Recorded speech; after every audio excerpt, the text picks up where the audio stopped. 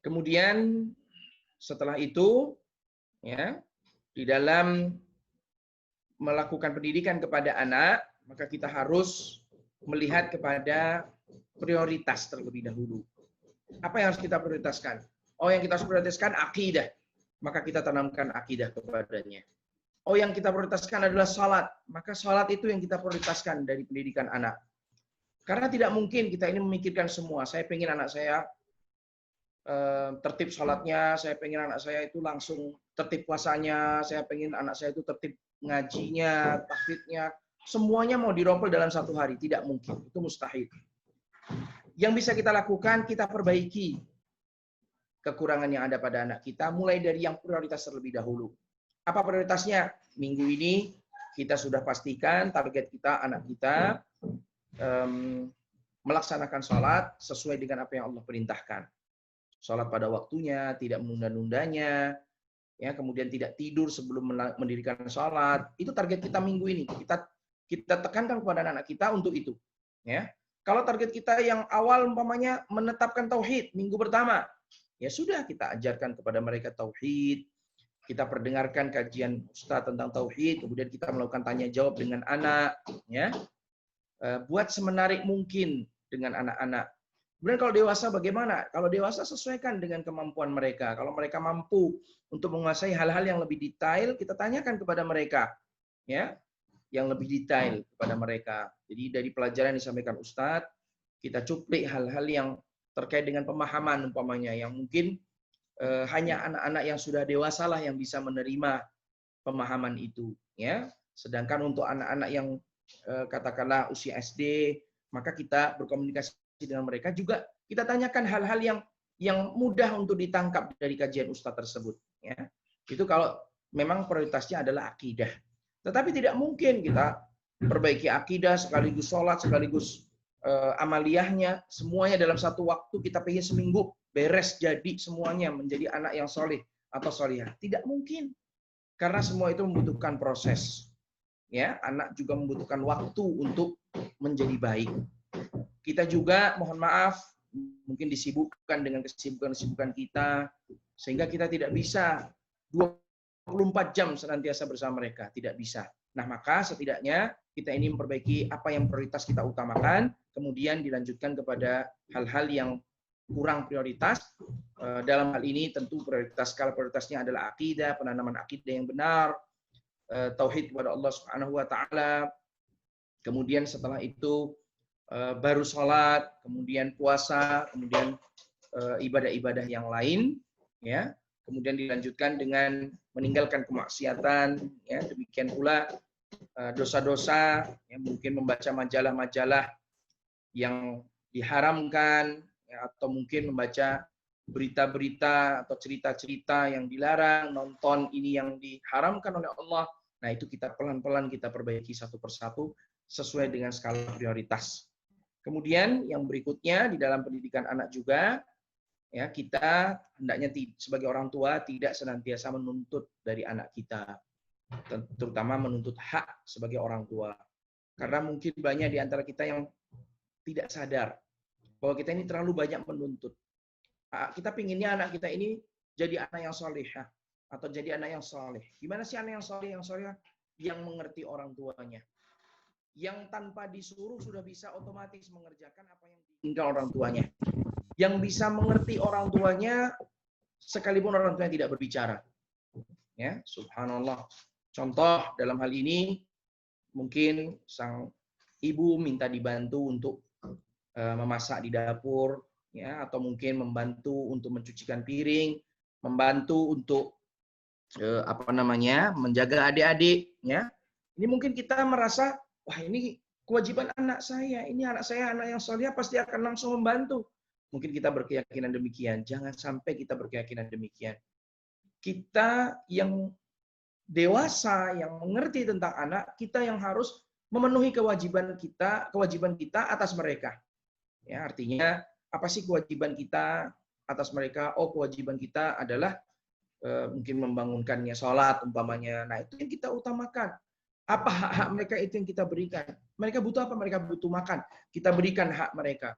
kemudian kita mohon kepada Allah agar Allah memberikan petunjuk pada anak-anak ini melaksanakan kewajiban-kewajibannya terhadap orang tua, baik membantu orang tua, kemudian mungkin membantu orang tua, kemudian memperhatikan perasaan orang tua, kemudian meringankan beban orang tua. Kita mohon kepada Allah sambil kita ajarin juga sedikit demi sedikit, ya. Tidak perlu pakai perintah yang marah-marah, tidak perlu, kita cukup kita sampaikan, nak, boleh duduk sini sebentar, nak. Duduk. Biarkan dia melihat apa sih sebenarnya yang dilakukan orang tuanya. Oh, orang tuanya tuh lagi repot toh. Kemudian anak pasti akan berpikir, kenapa ya kok saya disuruh duduk di sini ya? Oh, maksudnya mungkin saya disuruh bantu. Kemudian dia membantu. Jadi kita beri clue, kita beri kita beri clue ya, paham ya bahasa Inggris. Kita beri rangsangan kalau boleh dikatakan demikian. Ya. Kemudian agar anak itu mengerti apa kebutuhan-kebutuhan kita, tapi jangan terlalu banyak menuntut dari sang anak, pengennya anak itu yang begini dan begitu, karena yang prioritas di sini adalah kita yang melaksanakan amanah kita sebagai orang tua memberikan pendidikan kepada anak. Ya. Kemudian tentu anak yang soleh dan solihah pasti akan senantiasa membantu orang tuanya dan mendoakan orang tuanya. Kemudian kita didik anak kita agar anak kita ini menjadi anak yang senantiasa menjadi permata hati bagi orang tuanya, ya, baik di dunia ketika orang tua masih hidup ataupun setelah orang tua meninggal dunia. Dan hendaknya anak-anak kita ini betul-betul menjadi penerus dari amal kebaikan kita, yang mana sudah disampaikan oleh Nabi Shallallahu Alaihi Wasallam, idza mata ibnu Adam, kalau bani Adam itu meninggal dunia, inqata amaluhu min salas, illa min salas, maka amalnya terputus kecuali dari 3. Nah, di antaranya adalah waladul soleh yad'ulah, anak yang soleh yang mendoakan orang tuanya. Dan tidak hanya itu, mestinya sang anak juga kita harapkan bisa melanjutkan ibadah-ibadah yang dilakukan orang tuanya. Orang tuanya biasa bersedekah, maka sang anak bisa melanjutkan sedekah orang tuanya. Orang tuanya biasa membaca Al-Quran, maka sang anak juga menjadi pembaca Al-Quran, bahkan penghafal Al-Quran. Ya, orang tua katakanlah umpamanya suka sekali membantu fakir miskin, ya, membantu orang-orang yang membutuhkan, maka dibantu, anak juga ikut melanjutkan membantu orang fakir miskin. Mungkin orang tua seorang dai, maka sang anak melanjutkan tugas sebagai juru dakwah begitu, sebagai seorang thalibul ilm, maka melanjutkan sebagai thalibul ilm. Subhanallah, itu yang kita harapkan. Tetapi tidak selalunya yang kita harapkan itu sesuai dengan apa yang kita harapkan. Ya, mungkin thalibul ilm, seorang penuntut ilmu, anaknya milih menjadi seorang dokter. Seorang thalibul ilm, anaknya memilih untuk menjadi seorang insinyur. Tidak apa-apa, asalkan hal-hal yang kita tanamkan itu sudah bisa kita tanamkan dengan baik. Ya, apa-apa yang terkait dengan ibadah, apa-apa yang terkait dengan muamalah itu bisa kita tanamkan dengan baik. Kemudian sebenarnya masih panjang nih pembahasan tentang pendidikan anak, terutama Allah berwasiat kepada kita agar kita ini bersabar agar orang tua ini bersabar ketika menghadapi anak-anak, terutama di masa pandemi ini. Ya, ini saya sudah harus masuk kelas berikutnya, mohon maaf. Dibilang agak terlambat sedikit gitu ya, 10 menit sampai 15 menit, karena ada pertanyaan yang harus dijawab. Nah, Toib, saya lanjutkan dulu.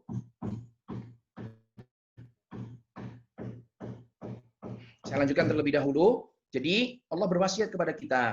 Allah mengatakan, yusikumullahu fi auladikum. Allah berwasiat kepada kita tentang anak-anak kita. Artinya Allah berwasiat betul agar kita ini bersabar kepada anak, terutama di masa pandemi yang seperti sekarang ini. Apakah pandemi ini masih berlanjut? Ya, kita berharap agar pandemi ini segera selesai. Tetapi kapan selesainya, Ustaz? Ya, selesainya kita tidak tahu. Kita diharuskan. Nah, sekarang kalau anjuran dari pemerintah sendiri, kita diharuskan memulai new normal. Artinya new normal itu hidup dengan cara baru, dengan gaya baru. Ya gimana itu? Ya silakan yang memang tugasnya adalah keluar seperti sang ayah untuk keluar bekerja, silahkan bekerja. Tetapi sesuai dengan protokol yang ada, ya, sambil bertawakal kepada Allah. Karena yang memberikan penyakit itu adalah Allah, yang mengangkat penyakit juga Allah. Dalam hal ini memang Nabi Shallallahu Alaihi Wasallam memerintahkan kepada umatnya untuk menjauhi penyakit sejauh-jauhnya. Pernah Nabi bersabda, "Firru minal majdumi kama tafirru minal asad." Jauhilah dari penyakit, ini penyakit baros, ya. Majdum itu adalah kusta. Kama tafirru minal asad. Seperti engkau lari menjauhi singa. Kemudian yang berikutnya, di dalam hadis yang lain diterangkan bahwa Nabi SAW memerintahkan agar unta yang sehat ini dipisahkan dari unta yang sakit. Tujuannya apa? Supaya kita tidak tertular. Ini memberikan isyarat kepada kita bahwa kita tidak boleh bermudah-mudah ketika kita ini meninggalkan rumah kita, mungkin harus bekerja, mungkin harus berbelanja, maka kita harus memastikan bahwa kita berangkat bersih, kembali juga bersih. Bersih untuk keluarga kita, untuk anak kita, untuk suami kita. Jangan sampai kita ini membawa virus tersebut dari luar. Ya. Kemudian pilihlah tempat-tempat yang memang aman, relatif aman, ya, untuk kita datangi. Kalau pasar, ya katakanlah pasar umpamanya, ya kita pilih pasar yang tidak terlalu crowded, tidak terlalu padat begitu. Kemudian kalau supermarket, maka pilihlah supermarket yang memang menjaga betul protokol-protokol kesehatan. Setiap masuk harus cuci tangan, kemudian ada thermal gun, ya, dicek suhunya dan seterusnya. Jangan menganggap enteng permasalahan pandemi.